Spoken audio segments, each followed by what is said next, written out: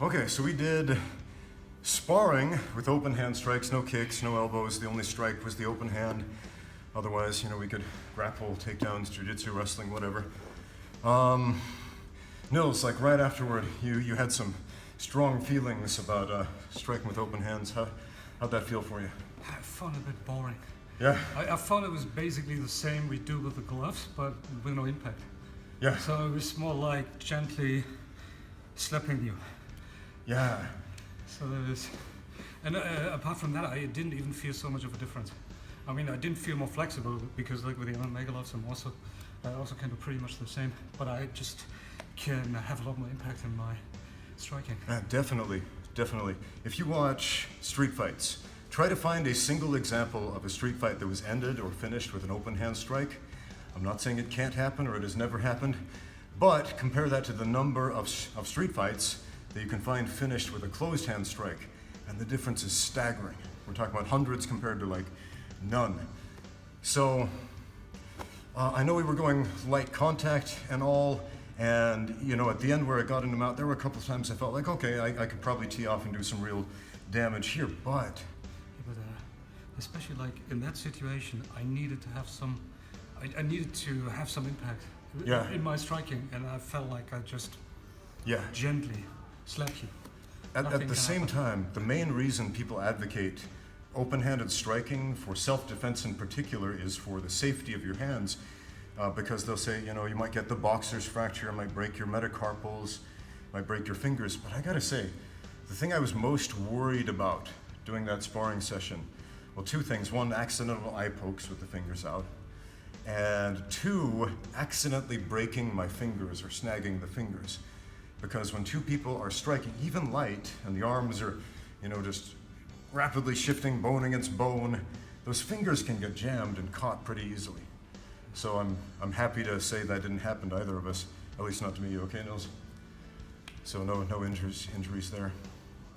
Another thing I noticed was that Linji, who's holding the camera, who's a Bagua Zhang practitioner, showed me a couple of movements about trapping the hand, getting out to the side, and I tried to use a couple of those, and I managed to get a few body shots in or whatever. I'm sure Linji would be better at doing that open-handed.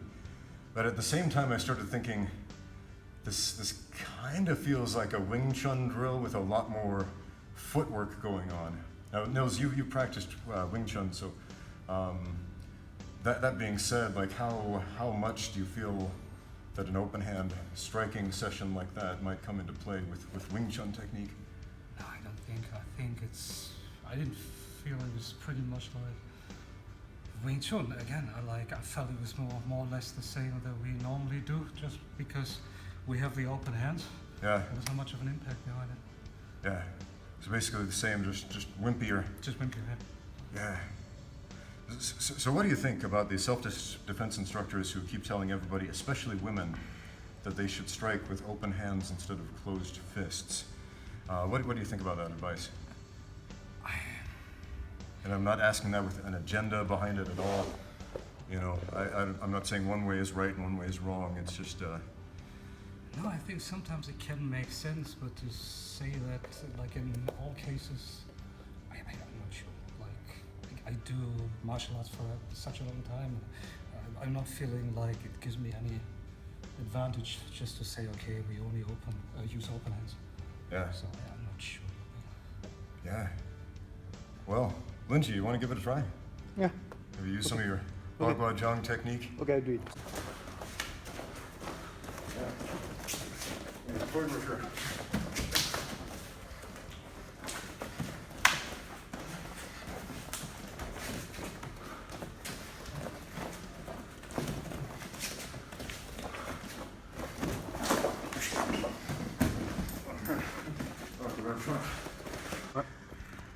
Okay, so Linji and I just did some open hand sparring, and he was light, but he was a lot more aggressive than Nils and I were being, and so I got a few marks on the face. And again, that's one of the things I worry about a little more with open hand striking is fingers and scratches and eye pokes and things like that. But, he did all right. But yeah, one thing that surprised me was when he was just coming out super aggressive, even though it wasn't really hard, but super aggressive. It got me to cover up, which plays really well into Linji's strategy of controlling not the wrists, but lower down on the forearm, which looks kind of like a wimpy wrist grab. But here, Linji, can you demonstrate that? Maybe not grab, just Yeah, so he's like a framing. little hook, then push. Yeah, he's framing right here, Then so crush it feels his like balance. it feels like I'm blocking. He throws some strikes here, right? And then I put my hands up to block. He makes this frame, and I think, okay, I'll make an opening, then slap. All right, I think that happened like 5 or 6 times at the beginning. So, yeah, Linji, how do you feel about the sparring? No, it's cool. It's okay. I think compared to when we spar with gloves, especially boxing gloves, that felt a lot different coming from you. Like I could really see the Bagua Zhang form come out a lot more. You know, the trapping, the pushing. Okay, fist is the power, then Yeah. palm is the control. You have to try to control your opponent's hand. So many guys from here want to attack his head directly over body, very directly. Then at first, we go to cross. Maybe like as fencing or Japanese kendo. A little bit power cross. So make sure this position, then go to attack. Yeah. If you go to hit his face directly, yeah, that is very difficult. But if control at first, like this, just touch, don't push. If you push, he go Yeah. back again. This hand is go back again. Yeah, they'll fight right back. If you touch a little bit, maybe here, 100 gram over here. Yeah, he'll get a very different reaction, and he'll be Yeah. able to follow it. Yeah. Oh, then from here, then touch, right hand touch, then go at some attack. Yeah, so it's a Yeah, simple frame. It's like a non-threatening frame. Again, if I'm pushing Linji trying to arm wrestle him, the reaction is, yeah, he pushes back. But again, it's like this frame. It doesn't feel like anything. Then boom. Just make sure your position. This is a palm technique. Maybe from Xinyi, Chun, or Bagua Zhang. Yeah, all of this, the kung fu use this technique. Yeah. Yeah, So actually, facing do same things, and touch a real power, then go to attack. yeah. So personally, I've sparred with Linji a lot with gloves on, and this is the first time we've done empty-handed, open-handed striking, and that felt like 100% different to me. Like he just felt a lot faster, a lot aggressive, and a lot more effective with the movements that he usually uses. Nils, you watch this. Let me grab that camera, get your reaction. As an outside observer, what did you think of that? And I found it interesting because he's got a different way of moving and a different way of fighting. So while you were just talking, I thought like sometimes if we try it, of course we do that from our perspective, like the way that we fight, and then we just put the gloves away. But basically our way of fighting still stays pretty much the same. So I think like people with like different with a different history, a different background, if you bring them to one specific task, like today without any gloves, you will also have very different results. That's what I just found interesting. I just compared myself with Linji, and I thought like whether his approach is very different than mine. So there's not one answer maybe to this question, but maybe there's like different answers. When I sparred with Linji and I sparred with Nils, I approached both sparring sessions from like a boxing, kickboxing type of approach, you know, like block, cover up, as if, you know, heavy-handed punches are coming at you. And they weren't heavy-handed punching, it was like trapping and framing. And so essentially doing this is playing right into Linji's Bagua strategy: frame, move, frame, and then bah! Get you when you feel like you're safe. So when in the second half of the round, after I shot for that lousy takedown attempt, I brought my hands down much the same way that the old 18th century bare-handed boxers. I'm not going to say bare knuckle because they didn't wear anything on their hands. How they fought, they had their hands lower and out in front of them. And I found all that trapping and stuff was easier to control over here as opposed to right here, because this played right into his game, whereas this allowed me to more intelligently defend myself. So I think that to me, it helps to explain a lot of what happens in many traditional martial arts that you don't see when we put the gloves on and tape up the hands. Final thoughts, Linji. Anything else you want to add?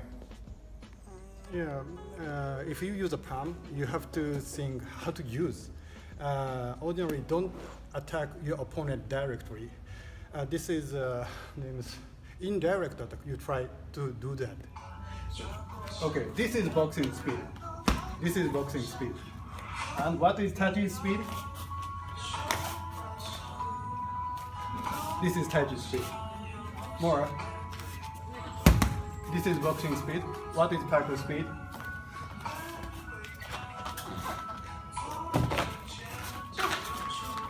Maybe it looks like very slowly, but actually have some speed. This is boxing speed. This is Taiji speed. Maybe like as a baseball, catchball technique. This is very speedy, then good catch. This is Taiji speed. Thanks. All right, cool. Final thoughts, Nils? Yeah, well, I think I've got to ask Linji to explain me a little bit more. I think there's really different ways to approach this. You guys want to do one sparring session with each other? Okay, let's do it. Okay, cool. Go.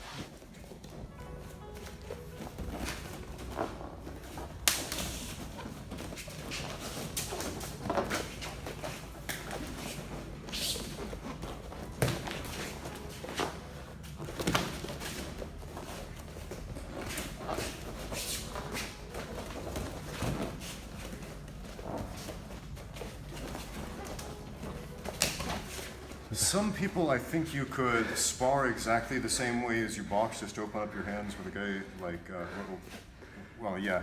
But Linji, no, I find like when I spar him, I had to modify my game plan a lot. And Nils, how did that feel sparring with Linji as opposed to me? Because you know when we went at it, we went at it like it's MMA but with closed hands, and then I saw you were just like changing your strategy. Like, how do I get around this guy? This hand fighting is different. This is. He was felt completely different.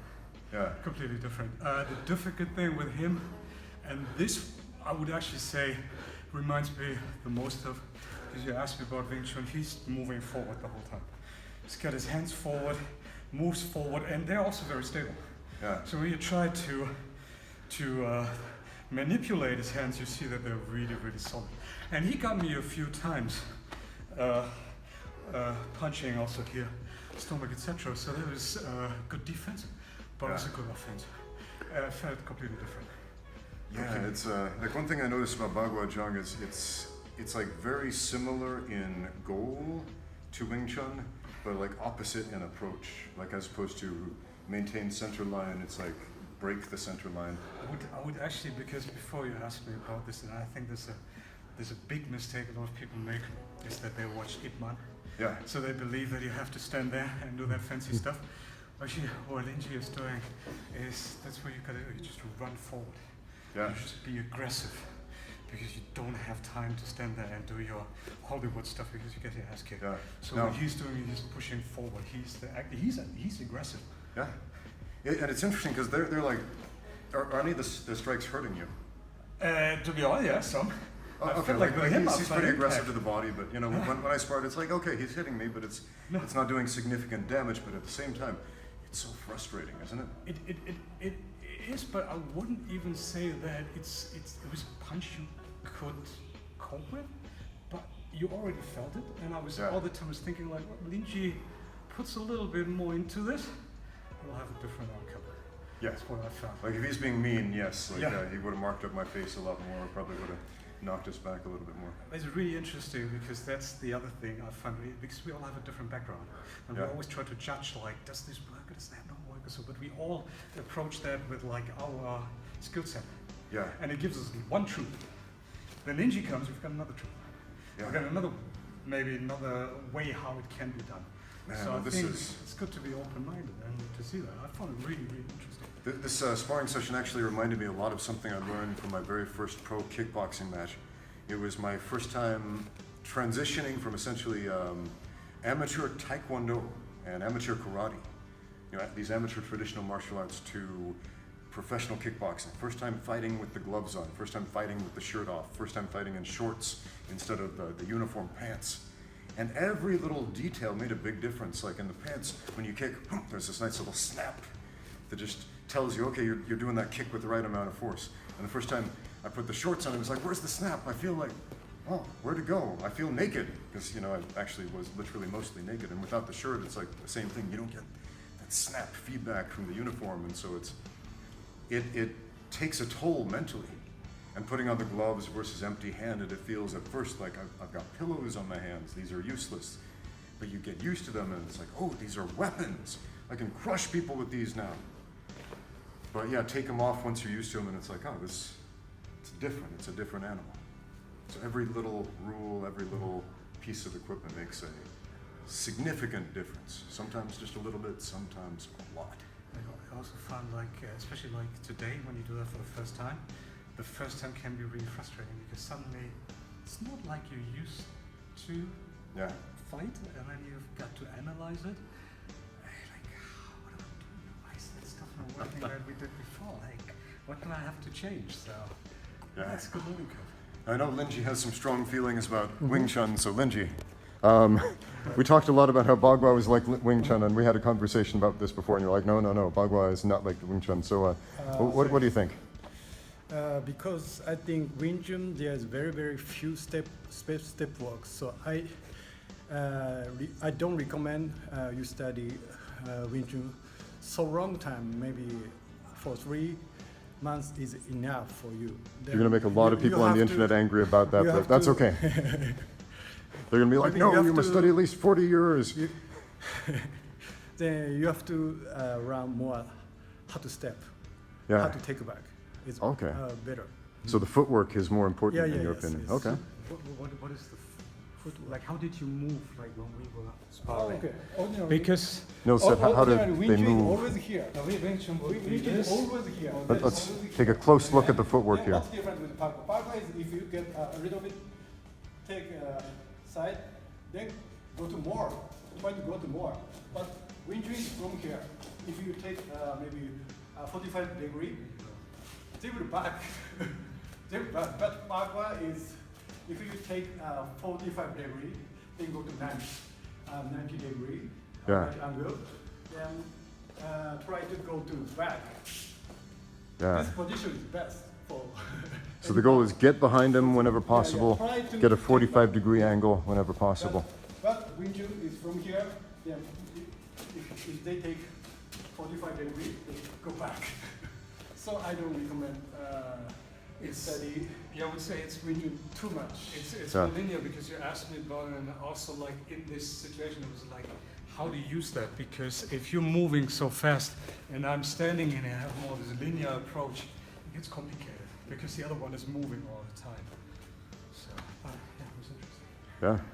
Bagua versus Wing Chun. Leave angry comments. Leave all the angry comments, guys. Leave angry comments. About how all your martial arts suck. Just kidding. Not really though. All right. So Nils and Linji are going to go through what happened on that knockdown. So Nils came with a right-hand strike. Linji blocked and then basically palm struck the shoulder, and it wasn't even that hard, but here, go put a little bit of power into it. Just a little bit. Go ahead. All right, now I'm going to film the feet so you can see exactly what's happening with Nils' feet. He goes from a stable stance, head right down the center, to a unstable stance with his center of gravity behind him, forcing him to move backwards or fall, as I'm demonstrating right here. A fun little snippet of technique that we gleaned from a sparring session. So, use that as you will. Thanks for watching. Get out there and train.